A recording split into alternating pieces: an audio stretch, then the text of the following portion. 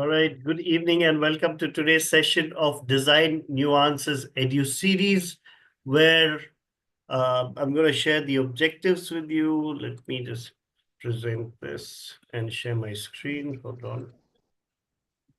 Yeah, so the objective of the Design Nuances Edu series is specifically to learn the nuances of a new topic related to design, fashion, or architecture. You interact with an expert and absorb the knowledge that they share. And on the other hand, also get introduced to a new school and understand why that school exists and if this school is the right school for you to join. Today we have Strate School of Design, which is located in Bangalore. And this school is represented by Professor Karthikeyan T, who's the head of the Transportation Design Department. Now, he's going to be talking about creative explorations in mobility design. It's a very, very interesting topic. And we'll get to that later and we'll get Karthikeyan to talk about that. But just to give you a background about Karthikeyan, he is currently the head of transportation design at Strate School of Design, Bangalore. He oversees and delivers the courses, the projects related to transportation design. Prior to this, he was at Ajinkya D.Y. Patil University for 6 years. He's graduated from CPDM in 2004 and worked with General Motors as well. He's worked on a range of projects, interiors, exteriors, and both in the Indian and global market. He's worked with Mahindra and Mahindra, Hyundai, Tata, and he's worked on various significant projects like the Tata Punch and the Mahindra Scorpio, right? So I'm going to stop it from here. But yeah, before I move on next, I'm going to share the application link in the chat box of the YouTube webinar so that, and I'm going to pin it there. So if anyone would like to apply, here's your chance to apply. But now over to Professor Karthikeyan. I'm going to leave that, let you take it from here, Karthikeyan. Nice to have you here and looking forward to the session. Very interesting session you have planned today. Yes, thanks a lot, Dion. Yeah. So would you be talking a little bit about the school before you start? Yes, Dion. I think I'm sharing my screen just to run through a quick presentation. Okay. To show where we are and what we are, what we do and stuff like that. Right. As Dion was talking about, I think I'm representing Strat today. Strat is in Bangalore, in India. It's in Yelahanka, I think northern part of Bangalore. And besides, I think we have two more campuses. It's one of the well-renowned campus in Paris, and there is one more in Lyon as well.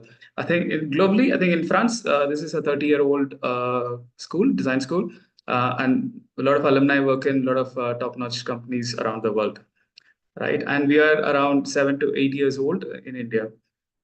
That is our campus. I think it's a ever growing, ever evolving campus. I think as we move towards more exciting times, I think we keep on increasing the capacity, right? And that is our dean, Mr. Thomas Dahl, I think, who takes care of the design school functions and everything.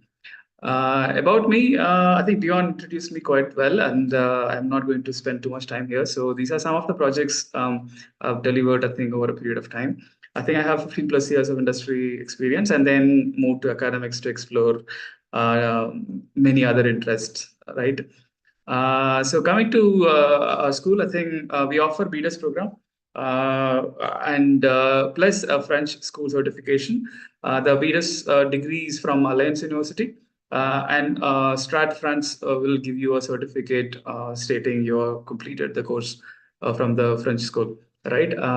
For the last 7, 8 years, we are offering 4 different design programs, starting with mobility or transportation design, product design, identity, and interaction. Mobility is, as we all know, it talks about car design and transportation design. Product, we focus on physical products quite a lot. Identity talks about brand identity, visual communication in a brand, from the brand perspective. Interaction design, it is not just UI UX, but also we talk about physical digital world and how relevant UI UX in such spaces. Right. From this year, we are starting two new programs that are game design and space design. We feel space design is gaining importance because our public spaces are becoming more important. With digital influences, I think it's going to be a lot more exciting in the future, coming future as well. Gaming, you don't need to tell. I think we are a lot of more of us are tied up to games these days, and then they are on mobile and they are everywhere, right? So besides games, I think gamification as such is a bigger aspect in any business. So we thought game design is very important in the coming future, right? And our interest and our motto is to make our designers stand out through a very simple philosophy. And our syllabus is based on is constructed in a way that we have 3 semesters of foundation program, and you can decide your stream right after this, or you may as well have a very well defined program in mind since the beginning as well. But you will go through the 3 semesters of foundation to understand a different perspective, different viewpoint around design as a general field of study. Right, and we have this international exchange program in the second year, wherein you can be in France in one of the Strat campuses to complete your second year. It could be third sem and fourth sem, or one of these semesters as well. Right. So, and we have a lot of internship programs. Internship is part and parcel of our curriculum. We have 2 mandatory internships. So we have a strong placements team who take care of your placement requirements. And coming to the faculties, I think most like me, I think most of our faculties are from the industry. They have strong industry plus academic experience, so they strike the right balance in terms of delivering and also helping students in the projects and other stuff. Industry partnership, we are closely tied up with a lot of global companies like Jaguar Land Rover, Renault. They are very well connected with us in terms of offering internships, projects, and also placements. They come for the juries, they interact, and they're always connected in terms of educating kids, right? We are also future ready in the sense we are bringing a lot of AI related stuff into the curriculum. We are not just using AI tools, but also trying to understand how we can influence the future of design using AI development and other stuff. But we largely encourage AI in the campus in a ethical manner, right? So without ignoring the fundamental skill set and other things. We're just trying to make use of AI to enhance our deliverables and make better impact with the time what we have, right? And other than that, I think we are connected with a lot of international universities. So these exchanges with these universities are also possible in different conditions, right? So this is the motto, how we make our students stand out. I think we want to keep our design philosophy simple, direct, and to the point, right? So the beautiful does not mean making it look beautiful, but make it function beautifully, or make it look beautifully, or in overall make things in a harmonious manner, right? So that is the overall motto. That is the overall objective. And careers, we're all aware of this, right? So, and a lot of our students work at different levels in different parts of the world. That is briefly what I have as my what do you call company or campus introduction. So I will jump to the topic of discussion. Weekly.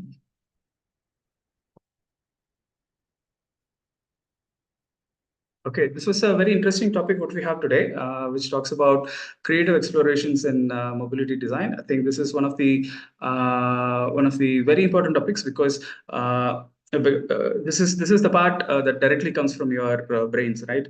So there is no data collection, there is no connecting dots, but here you are creating. and this plays a very important role when it comes to car design. So before jumping into the methods and how we explore and process and things, I'll try to set up context, right? Why car design and why certain things are important in car design, and under what circumstances we are designing, and then why certain things are given certain particular amount of importance, right? So let's start with what is car design. I think car design or automobile design or transportation design all deals with automobiles, right? The very fundamental objective of these products are to take people from point A to B, or take stocks or logistics from point A to B, right? So this is what it's supposed to do. So then what is the big deal? Why are we talking so much about cars? If you go underneath, cars are very complex products. I think it is one of the heavily engineered product that you can see on road next to your defense and avionic products, right? So which for which to which we have access to, right? And also at the same time, there are I think they are all to a point, they are all same but not same as well. So if you go a layer below, I think the engineering has been quite well figured out among most of the products. What is creating the differentiation is largely the design part. So that is one of the reasons why car design plays a very major role. And in defining the exterior or interior appeal, I think there are different ways to do it. And if you see on the road, we have so many different characteristics on road. This is what makes exactly cars very special or unique, right? So there are certain cars that look really fast. There are cars that look very classy, elegant, or some of them look funny and playful. Uh, so why is this happening, right? So why we have different expressions and different avatars on road, like one of the famous designers, Chris Bangle, say. So the reasons are, if you want to put out some of the basic driving factors, I would say there are four important things, because cars are one of the very important style statement for people. I think it's one of the simplest tool. It's like how we dress up, right? So what color you wear shows what kind of style you want to pose, right? So it's a very important style aspect and social state aspect. Second, customers are very different, I think, and their needs are very different.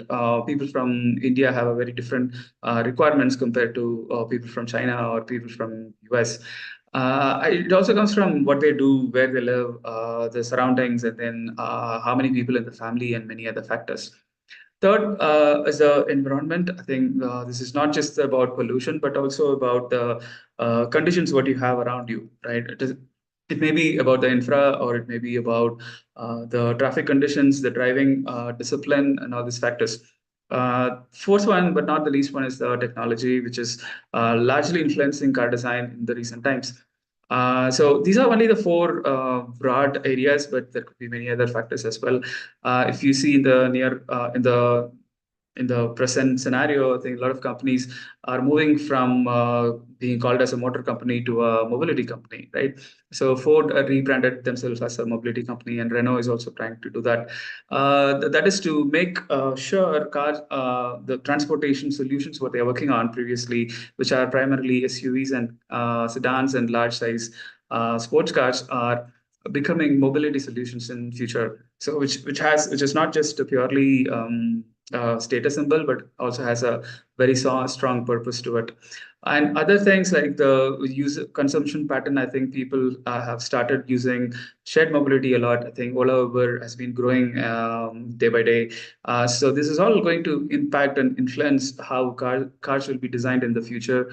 Our cars will be consumed and used in the future. So all these things will impact how we design cars, right? So and going back to certain,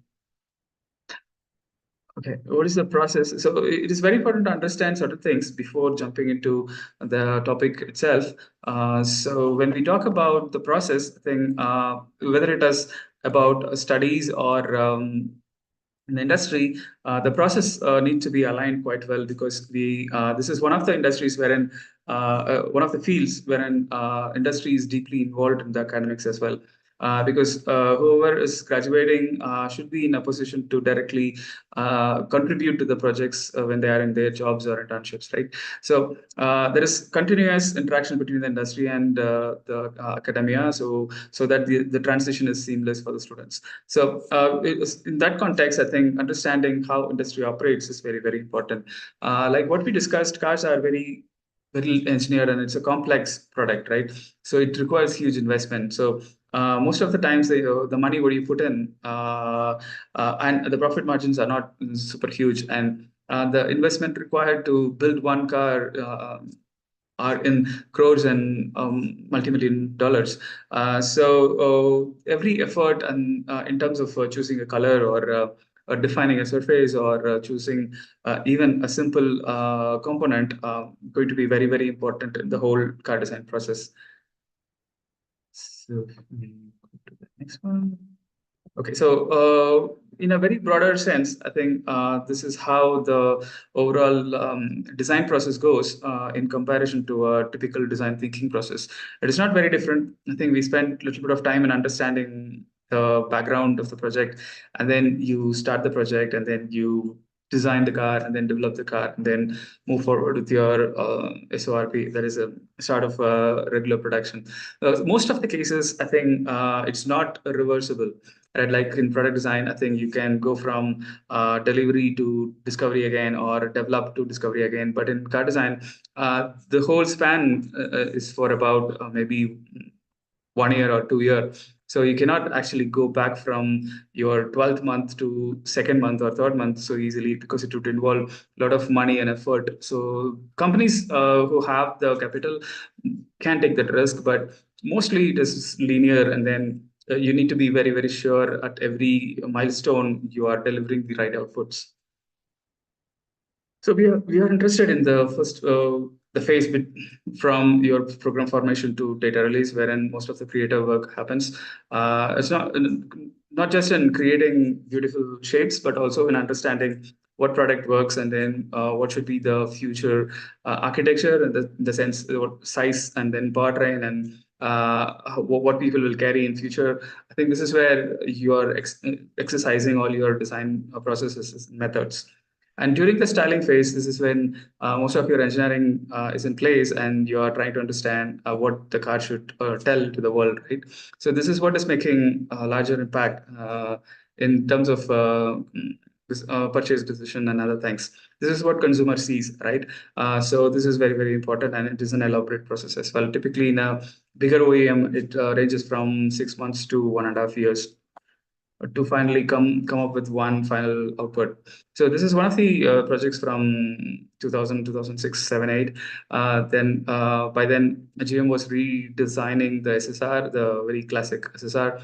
So this is how the project flow goes. I think you have this classic vehicle, which is the inspiration for this project. And then you start with your ideation process, wherein you are being very expressive and try to understand how this product will transform into the future.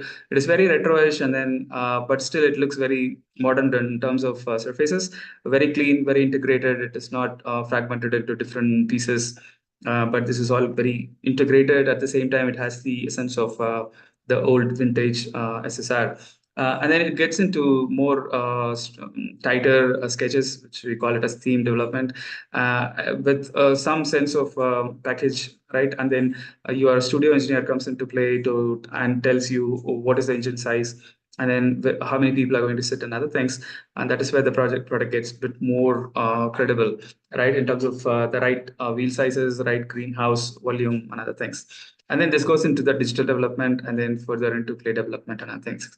This is broadly how the industry works. I think there is this starting point, which could be a very simple brief like this, wherein you have a model from your past portfolio, and then you want to revive it. Or it could be a new technology what you have, and then you're going to design for future, design a car on top of it, right? So like maybe autonomous EV, which we don't have it right now, but maybe that is the future. And then you want to imagine what the shape and size and use case will be, right? So these are all possibilities, and more or less the flow will be around the same what we are seeing here. So I'll go through a quick few car design essentials to understand why certain things are important when we talk about creative methods. First thing, every brand has a philosophy. There is a bigger idea that connects smaller dots, right? In terms of coming up with one particular form idea, because it is very important. I think everyone can make a sketch, but it is very important for us to tell why that particular sketch is relevant for the brand, relevant for the project, and then relevant for the product what you are trying to build. Right. Every brand has its own philosophy. I think here, I think Nagare was one of the popular, I think, design philosophy for Mazda during the 2006, 7, 8 times. And then Lexus has this Elf NSA, and then Cadillac follows this art and science kind of philosophy. This all connects back to who their users are, and then what the brand promise is, and then what the brand exactly trying to say. Maybe if you talk about Mercedes, they have this sensual purity, wherein they want to take inspiration from the German Bauhaus, and then try to build the product around it with simpler forms, more sensual but pure, and but with very simple shapes and volumes. It's not they never try to make things look complicated, but they try to do something very exciting and interesting. So that is a philosophy, and then that comes down to three things, right? The first thing is a proportion. Proportion is the way your wheels and body talk to each other, because one of the easiest way to understand design, whether it is product or cars, is that you deconstruct the object, right? If we deconstruct a car, it's going to be your cabin and wheels, right? So the cabin can be further split into two box, three box, or a mono volume, and then wheels. So how these things talk to each other, how these things relate to each other, will give you the proportion and stance. This is one of the important characteristics. And then second one is the surface treatments. This is what's going to make it look make it more inviting or more friendly or more aggressive. Some cars will look very inviting when they have softer volumes. You tend to get attracted to it and then try to feel like touching it. But some surfaces are very hard and super sharp. So maybe if you look at a Cadillac or a Lamborghini, you feel like the surfaces are very sharp and they might cut through, right? They all have their own importance, and they all have their own reason for it. But these are different type of ways you can express a particular emotion. That is what we are trying to do through the car design, right? This is one of the examples how surfaces are understood and observed. Say the way there are two things that are important. One is how light is reflected from the car, and also how the shadows are casted, right? These two tell the story. If you look at maybe the Mazdas, you can see the light flows in a very artistic sense, which makes the car look dynamic even when they are stand still, right? So, for example, if you see here, I think the highlights, the way light reflects also has a higher amount of tension. And the third one is the feature graphics, which brings the expression to the car in a very direct manner. I think some cars can look happy or aggressive just by the way the grills and lamps are formed and then operated, right? And then there is this family feel within a brand. I think all the products in a brand has to talk to each other, right? In all these three terms: one, the proportion, surface, and the graphic. So this is how the car design industry is constructed, or car design happens, right? Within the which I think we are going to see how different creative methods can be used and then are used to come up with interesting proportions or interesting surface language and other things. I'm going to run through one simple case study. This is Alfa Romeo Pandion. This was launched in 2008. Maybe this is an old car, but it's a good reference to understand how the design was undertaken. Right.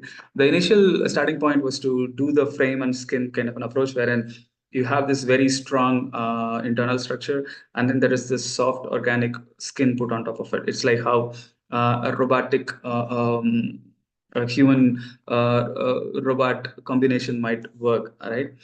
So the exterior theme is to do inspiration was from asteroids, how they travel. I think if you look at the asteroid, you have this very pointed aerodynamic front, and then as you move towards the back, there is this fragmented pieces that move away from the front face, right? So this shows dynamism, and then this has this very strong direction.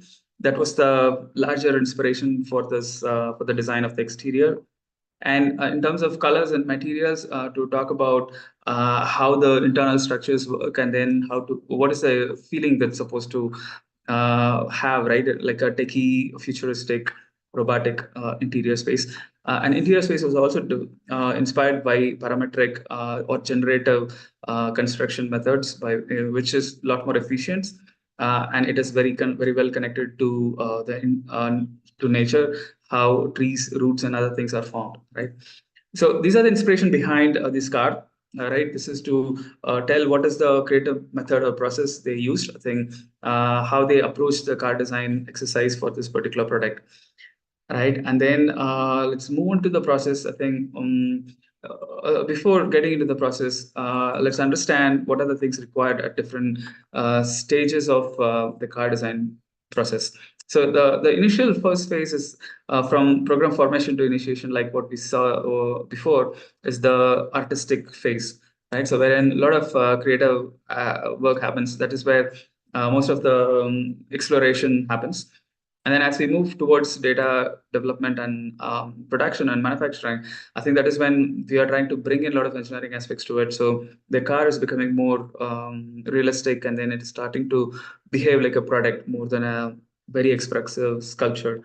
Right. So accordingly, our representation and thinking process also works. In the beginning, I think we are talking about understanding or translating the emotions more than designing a perfect product in hand. Right. So what is more important here is to connect your brand, connect your product vision to objects that are sculptural, that are more expressive, and then build a vision model which has no functional requirement, but it only expresses the expressions or emotions well. And then slowly, with the help of your engineers and other teams, I think you're going to bring in a lot more credibility to the idea. Right. So that is how a typical design process goes within a design studio. So coming to the methods, there are very classic methods, and there are very futuristic new approaches as well. This is one of the very classic approach wherein we work with metaphors, right? I think metaphors are not the only or not the only means in car design, but also it is not the only means. It is not the only thing used by car designers, right? So we identify metaphors in many other fields as well, like literature and other things. So metaphors are very strong tools wherein you are inspired by a genre or a movement, right? So the cars designed by GM post the World War scenario, right, had a lot of influence uh, from the avionic industry, because World War was just getting over, and then there were a lot of iconic aircrafts who played a very important role in the war. So they all start to influence the car design, and then there is this Harley Earl, who was the first designer to bring in design culture into our industry. So this is one of the very simple, easy to understand approach, wherein you have this metaphor, avionics, right? It is not about one particular aircraft, but at this point, this is like way back in 1950s. So it was the execution was pretty direct, wherein you started seeing direct elements of an aircraft in the car, which was acceptable for that point of time, and it was seen as a uh, dramatic approach to car design. And the second approach, same thing, a metaphor, but you are trying to abstract or trying to extract elements from your metaphor. Say, for example, a shark is a very good reference point for most of the many brands, like even BMW at one point talking about the shark nose and other things, right? So you are trying to bring a lot of physical elements of a particular metaphor into your product. Like even the cat's eye was one of the very famous metaphor for all the Jaguar headlamps and other things. So this was still a direct thing. You are picking and placing a lot of elements from nature, and then trying to make your car bring or carry that kind of expression. So the other one is to this is again connected back to metaphor, but here you are going back a step. going one step ahead and trying to understand how the object is constructed, not just taking the reference product as it is, or taking lines or some sort of a reference from the object. So here, Lexus happened to do a lot of experimental work in identifying newer surfaces or newer proportions. One of the ways what they do is to pick up objects from nature and then they recreate it with digital tools. In a way, I think they are mixing the art forms, and then there's a way of abstracting those natural objects and then trying to connect that back to automotive vehicle design to some extent. So this is one of the approaches, and then there could be an approach from biomimicry, wherein you are taking the inspiration from nature with a very strong advantage. In the sense, it could be a functional advantage or a design advantage, and then you're just going to apply it into a product and then trying to build on top of it. So in this case, I think the famous Mercedes B-class exploration based on the pufferfish, they took almost the same volume because it's one of the most aerodynamic form what they created towards the end, right? And most the recent ones, I think the modern days, I think connecting back to the previous slide, wherein there is this problem of sameness on road, right? So we start to see a lot of cars look the same. So this pushes designers to think about new and alternative methods to design car. So this is one of the methods wherein people are using reflective sheets, paper, or any fabric or anything, and try to understand the surface flow with through graphs, and then try to see if they can apply it back or tie it back to car design. So this is one of the upcoming or most exploratory approaches what we have seen in the recent times, wherein we are not going by the traditional methods, but we are looking at unconventional zones to identify inspiration for car design. And going one step ahead is also to put together items that are not related, right? So when you make a collage of things, you start to see a pattern of things evolve, and then you start to see a newer proportion. Start to see a newer surface language or newer maybe a graphic expression as well. The other one is the art and craft. I think art and craft has been there for a long time. I think it could be in a digital medium with parametric exploration, or you can use origami to create patterns that can behave in one typical manner. I think if you guys remember the BMW Vision 100, it had this typical origamic wheel arches, which expands and contracts when it is turning, right? So these are all coming from these sources. And then the other way with the mobility solutions, right? So wherein we are not sure what is the size of the vehicle, and then what the user is going to do when the solution is driven by autonomy, or you have a newer micro mobility solutions and other stuff, wherein you are not moving at a very high speed, but you are on a self driving, or you are on a different kind of mobility solution other than a car or a truck. So in such cases, I think the user is left to do. User has more freedom to do many things, which can influence the design of the car as well, or the object as well. So this is another way to explore and create newer volumes, newer surfaces, and proportions. All right. And then another approach, I think you guys, if you remember the circular concept by BMW, wherein because maybe in future, I think in the very near future, circularity is going to be a very important factor in design of any product. Right. Any whatever material you put into any product has to go back, right? So that is going to be a legal requirement maybe 10 years from now in Europe and other countries. So the way so this what it did is for the bigger companies to rethink how they build the car, right? It cannot be so many parts. There cannot be so many processes involved. Say you cannot have different coats of painting on top of it, because that reduces the circularity factor, because you cannot before putting a material into recycling, then you need to remove the paints because they cannot be recycled. So keeping the product or keeping the parts pure and true to the material kind of helps. So this needs a different thinking process. This will require a new way of approaching design. So this will lead to newer ways of newer volumes, newer construction methods, and other things. So this is going to be a very important and an exciting way of approaching design in the coming future. So this one is the last but not the least one, but this takes different sensory inputs.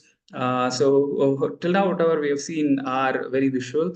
But here, I think we are trying to let sound and the wind and things around us to make the form more interactive. I think the first one is uh, it makes sound. I think according to the wind around it, right? So in a way, the product creates different sound at different point of time. And the second one is also the shape changes as per the wind around it. It was put on a beach, and then whenever there is a heavy wind, it takes a different form, and the lighter winds can create different forms. So if a car can have that kind of dynamism with respect to what's around you and about the environment. These are newer approaches. These are the different ways things can happen, right? I think I'll quickly go through what is important when we work with metaphor. So because metaphor being one of the what do you call more conventional at the same time very effective tool. So I think when we work with metaphor, I think there are three things important. One, to understand the mass distribution and understand the proportions and bring out the right attitude. This all happens through deconstruction, wherein you whatever object we have as a metaphor, you start with deconstruction and try to understand the relationship between each other, and also try to understand what is the gesture or attitude. So the first thing I think the first thing to do is to understand the weight distribution. So if you look at the left side of the slide, I think you know how a short person with a larger chest will look like in comparison to someone who have a bottom heavy kind of a proportion, right? So same works with the right side images wherein we have this Ducati Scrambler and the Street Fighter. These both the bikes are built on similar platform, but we can see that weight distribution. The Scrambler is a bit more stable because the distribution is very horizontal. Street Fighter is, in the contrary, is very front heavy, so it looks more aggressive and sporty. And the, and the one way to bring in more drama is to take the basic proportion and then exaggerate certain elements, which gives a lot of drama to the object. Right? And this can be seen here. I think you have this basic metaphor, which is a jungle ox or something, and how this can be abstracted by just working on the proportions. Excuse me. So this can give you a sculptural volume, which is purely talking about proportion surfaces, right? The second axis, how to bring attitude to the same object, right, is through understanding the axis of movement. So by pushing and pulling the axis, I think you can bring a lot of dynamism to it. So if we can see these images, I think we can understand this is how expressions are captured in animation as well. So it is the same object which can look aggressive at the same time look sober as well, right? So this is one of the examples wherein we see the axis is quite exaggerated, and even a calmer rhino can look very aggressive when we just tweak the proportions a little bit with respect to the axis. Right. So this is one of the ways we can look at metaphor, not by just looking at the lines and not just by looking at direct application of the same object or picking visual cues like lines and volumes and applying onto a product. Instead, you try to understand what the product is trying to say in terms of proportion and attitude, and then try to see if you can bring that back into the vehicle. Companies are using this effectively or to a larger extent to understand how forms work. So Peugeot works on a lion sculpture and they put it out in one of the auto shows as well, right? To show how their products are in terms of proportion and attitude and character. Same way, I think GAC is one of the very progressive Chinese company. They explore a lot in forms to understand what their future products supposed to communicate. Right. So this is one of the projects what we did within the classroom to take one of the keywords or one of the themes to and try to take a relevant metaphor and translate it back into a sculptural volume, which communicates the theme well and not directly with an object, right? So these are some of the studies what we can do to translate some of the metaphors into a product in an effective but still in a conceptual manner. Right. I think that's what I have for today. In this whole session, I think we focused on what are the different methods used in car design industry broadly, and then discussed a bit about how metaphors work in the car industry as well, in terms of creating very interesting, exciting, and visually engaging exterior forms. So that is it from my side. Thanks a lot for joining this. Yes, Dion, it's up to you. All right, all right, all right. Interesting, very, very interesting and insightful, Karthikeyan, to see how all of this is really designed, how the design is really implemented into the system, and it rings a bell for me. How when Mahindra and Mahindra came out with the XUV, it was inspired by the cheetah, and that's what we're seeing here on this page. So fantastic, a very very insightful session. Couple of questions have come in. Um, so Murli is saying there's something wrong with the application link. Okay, that has been pinned. Murli, we've highlighted that to the Strat team, and the Strat team is working on it. There is some technical issue on that. Thank you for bringing that to our notice, right? So I thought let me address that question first. But there is another question from one of the participants online called Speed and Power. And Mhm. Speed and Power is asking, so why do people prefer Chinese manufacturers nowadays rather than their Japanese or German counterparts, right? I think it's a very valid question because you showed the GAC design as well. So could you please elaborate on that, Karthikeyan? Yeah, there are two things. I think if we talk about manufacturing, China is known for manufacturing at a very affordable cost, right? So the same car, if you build in Germany against if you build in India or China, I think the price difference is going to be significantly different. That is one of the main reasons. I think that is a only reason to manufacture anything in China. Uh, but otherwise, I think if we are talking about design, then China is a newer market, newer demographic, designing the cars and using the cars. So they are a lot more experimental in terms of their language, in terms of their proportions and functions. So they are not worried about very classic vintage history attached to any of the brands. So they all are fresh, new. So they are free to express themselves in whatever they want. So that's why the designs are a lot more fresh compared to what we have been seeing from Europe or the US.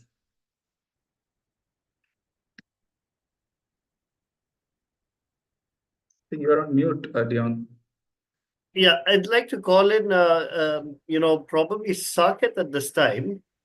Saket, would you have any questions that you'd like to ask Professor Karthikeyan? Saket or Archit, whoever.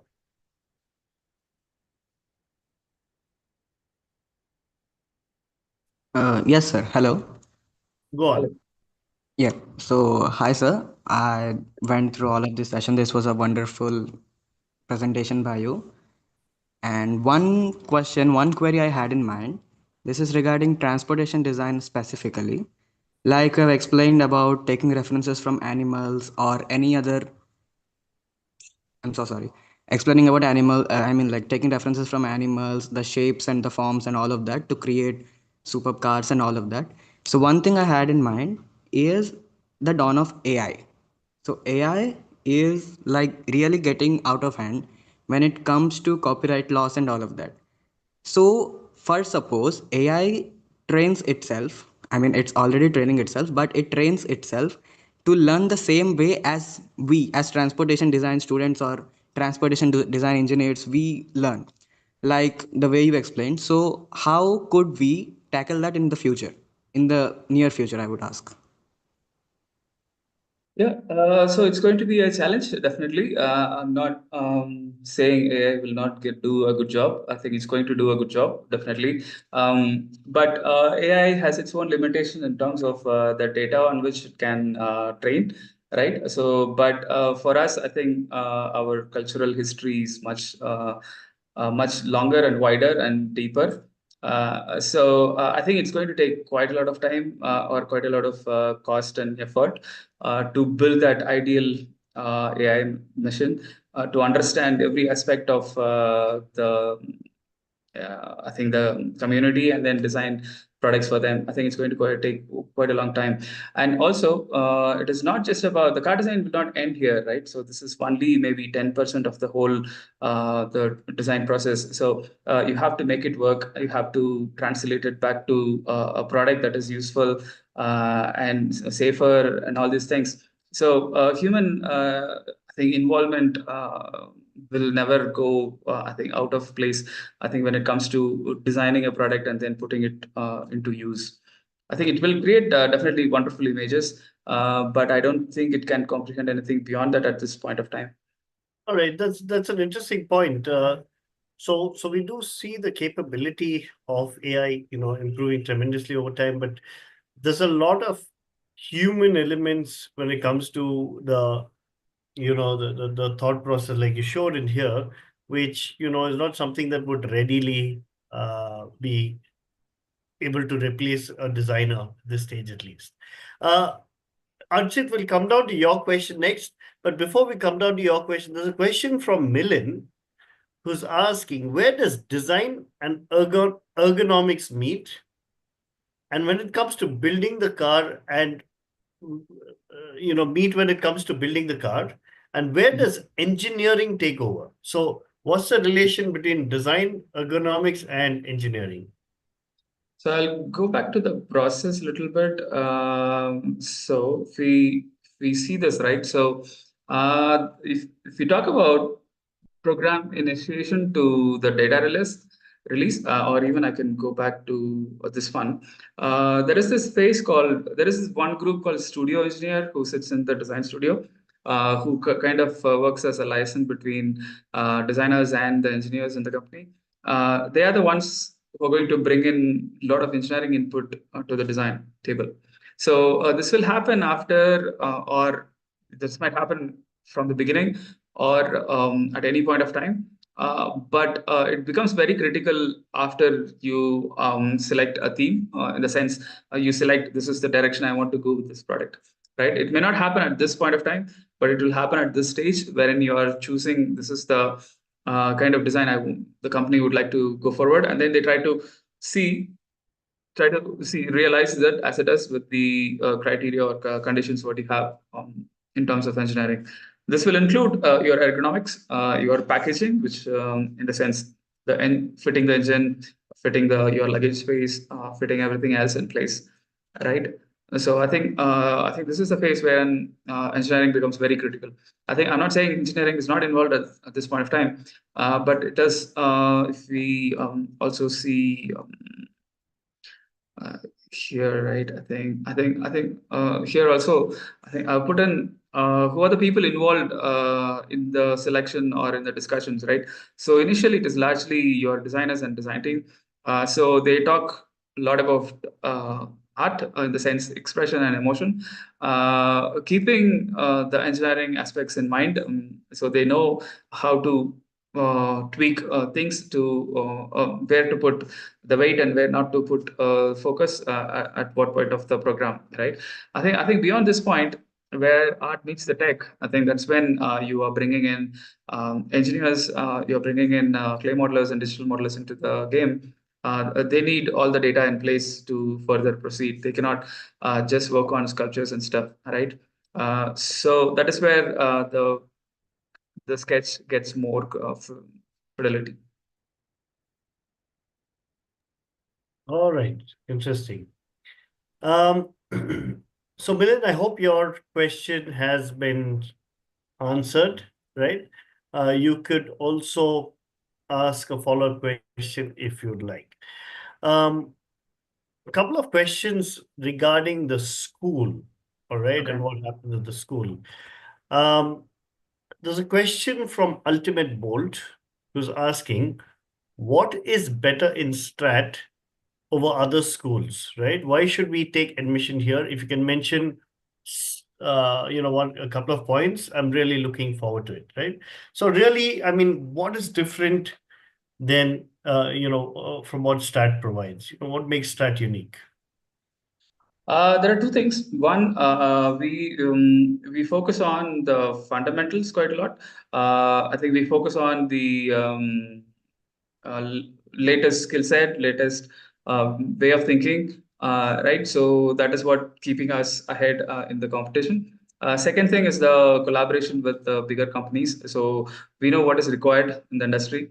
And we are training them accordingly. And all these companies are part of the academia. So they are feeding us in, and that is one way we keep ourselves fresh all the time. So I think these two things are important for any design school, right? So you can't be in isolation. You need to be deeply connected and working closer with the industry as well. Interesting. All right.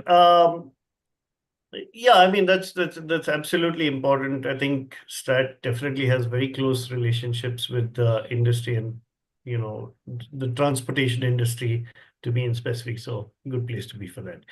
Archit, if you have a question that you'd like to ask. Yes, sir. Yeah. So amazing session. Amazing. I enjoyed thoroughly. Understanding the design process, very interesting. So my question is, how do you balance aesthetics with the functionality when designing a car? Because I am an architecture student and my design from the concept stage through the final thing, it changes tremendously and it can be very challenging. So my question is when the mechanics and engineering aspects come in, how much does it change the original concept? Yeah, good question, right? So it does change a lot, right? So this being like what we said in the beginning, cars are not just objects for us. They are very emotive. It needs to have a kind of connection to you, right? So that is very, very important.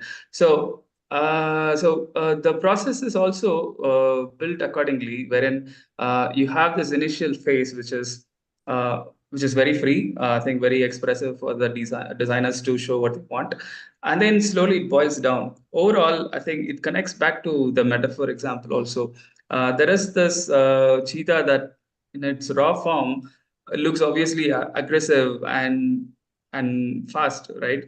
But we cannot have a cheetah on road, right? So when we abstract it without losing the essence of it, that is what we can create and appreciate as a product. So that is what happens with the cars as well. I think it has to function, obviously, but right now the engineering or functionality has been figured out to quite a larger extent, wherein we are not seeing much difference between brands in terms of engineering capabilities. So Hyundai, Kia, or Tata, for that matter, they all behave in a similar manner inside the car, in the sense in terms of the mechanicals. But what really differentiating is the design, what you see outside, and how you experience the design, right? So it has its own importance, but obviously it has this level of abstraction as well.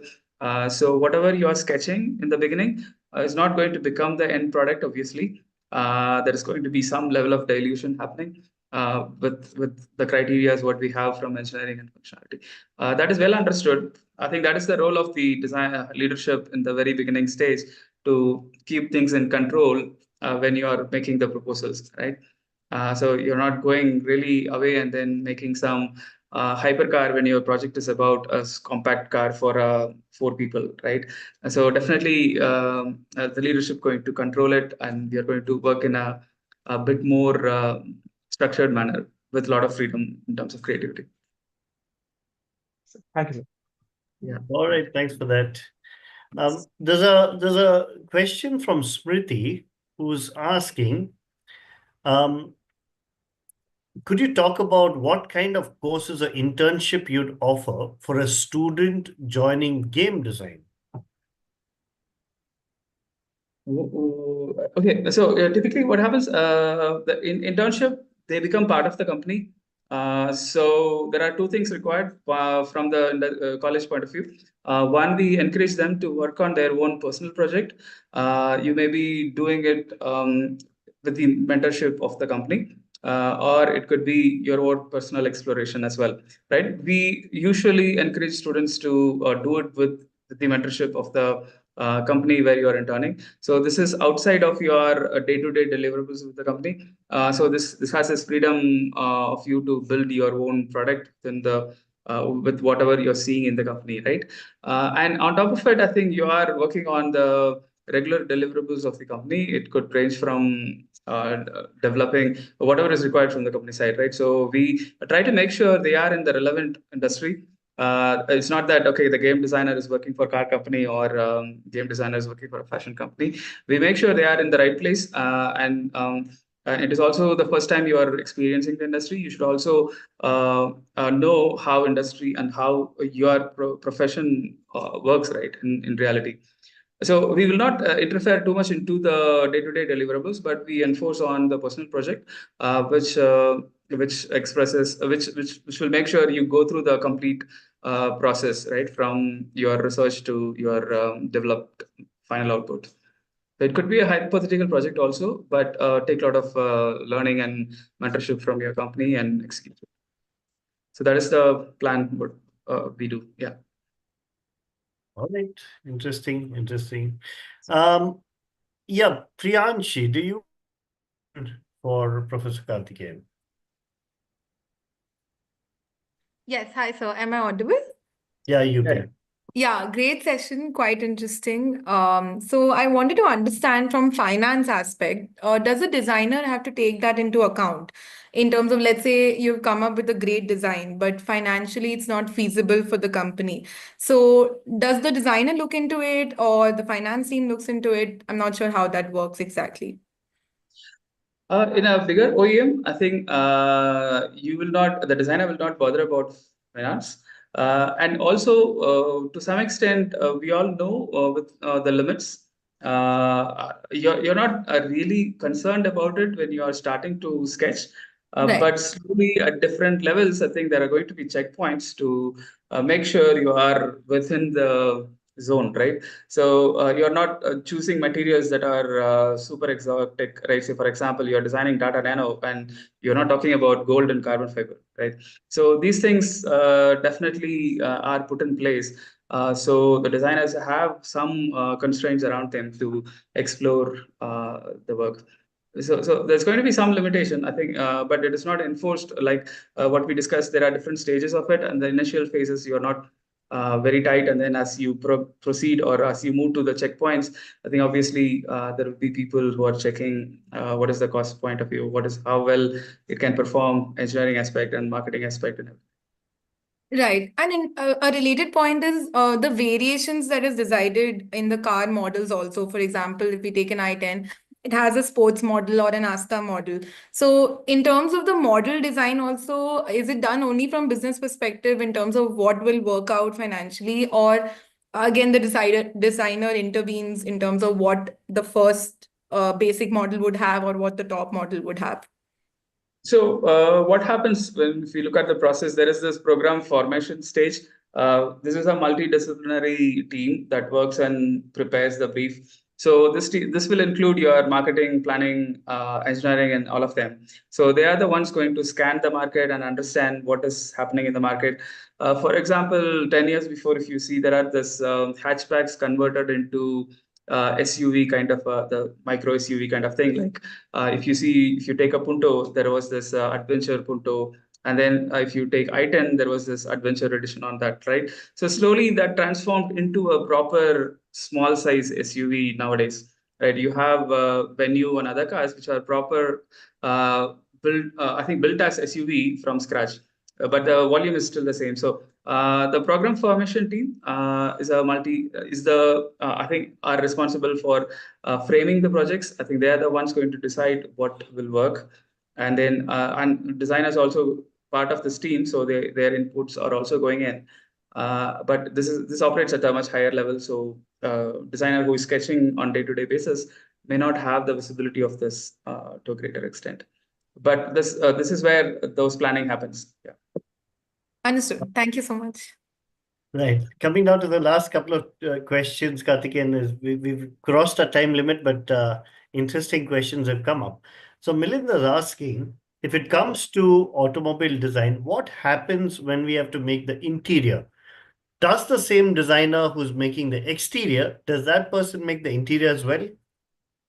No. Okay, there are two approaches. One, there are bigger companies, and then there are companies, smaller companies, wherein the team size is small. I'm not saying in terms of capital, but that if the team size is big, they can have this freedom to have separate exterior and interior guys. If the team size is very small and there are one designer can do multi-functions, but typically exterior and interior has a different approach. Interior has more function-driven approach than a pure expression. I think exterior could behave like an artist, but a lot of times interior design is a lot more constrained. So you will not have a lot of freedom to do very expressive things. So people want two different mindset to work on. For that matter, I think they have two different teams to work on interior and exterior. And also that in a typical project, the main hard points come from exterior.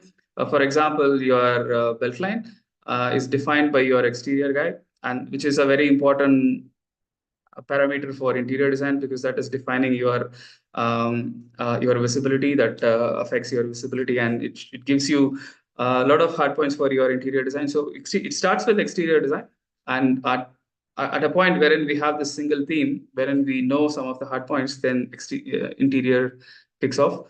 And typically it is a separate team in a bigger OEM.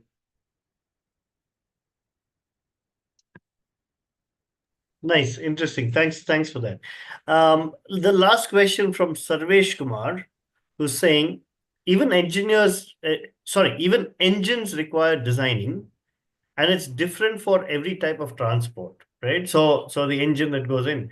So the question is, do designers play a role in the engine, or is it just that the engineer is giving a set of specs and the framework and say, okay, now fit the engine in?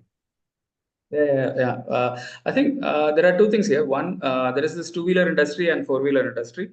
In two-wheeler industry, engineers have some control on how the engine looks. Say because whatever you see, right, is in the control of designer. Right, designer has to define or ensure whatever is visible to the buyer looks good. Okay, that is the bottom line. So when it comes to two-wheeler, I think engine is an exposed part, right? So the way fins, the cooling fins and all those things are organized are very well designed in most of the companies. So if you look at Harley Davidson or even TVS and other bikes today, I think if you go and see how the cooling fins are organized and how different components are placed, they are all at least looked at by designers and then approved by design team. Yeah, so in four-wheelers, I think it is covered under the hood, so no one really cares how it looks. So it is largely about how well you can package, and then and still, if you go in a premium company brands, I think they want to make sure they have this engine cover to make it look good as well, so that when you are opening the hood, it still has that brand factor, right? So it is important for them at every point of every touch point with the car. It adds up to the overall experience. So if you open a BMW hood, I think obviously you will feel as good as you opening the cabin or opening the door. So that is the idea. All right. With this, we come to the end of this webinar. I think it was a fantastic session and very, very insightful. Karthikeyan, thank you so much for for explaining this so beautifully. And so some of the questions we got from the audience is, about the school, what makes the school different. And I really think it's people like Karthikeyan make the school different, right? Because they come with such intense industry experience and diverse experience, and they really know what they're talking about. Because they've been there, they've done that, and they have the connections. And that's the reason why you find such a beautiful way that Karthikeyan has delivered this. Thank you so much, Karthikeyan. Thanks a lot, For doing Priya, for the this. opportunity. Yeah. Yeah, thanks so much for doing this on behalf of Strate School of Design, and for the audience. You've been a fantastic audience. You asked tremendously qualitative questions. It's been great moderating the session, today. Thanks once again. Thank you, Priyanshi and Archit and Saket and Farheen, for being behind the scenes here. So thanks to all of y'all. Right. So I'm going to end the live stream right now. Hold on.